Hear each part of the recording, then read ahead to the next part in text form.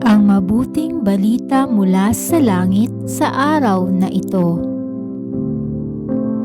Aleluya, aleluya. Puon, ikaw ang pag-asa, ang salita mo'y ligaya, pag-asa ko sa tuwina. Aleluya, aleluya. Ang mabuting balita ng Panginoon ayon kay San Mateo. Pinupuri ka namin, Panginoong Hesukristo. Noong panahong iyon, sumakay si Jesus sa bangka, kasama ang kanyang mga alagad. Bumugso sa lawa ang isang malakas na unos at halos matabunan ng mga alon ang bangka. Ngunit natutulog noon si Jesus, kaya't nilapitan siya ng mga alagad at ginising. Panginoon, tulungan ninyo kami, sabi nila.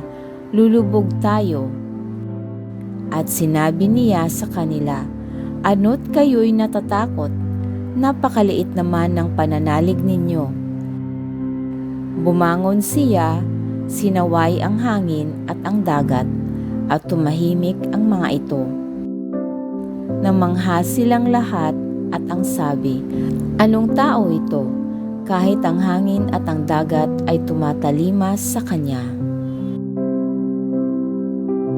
Ito ang mabuting balita ng ating kaligtasan. Papuri sa Diyos.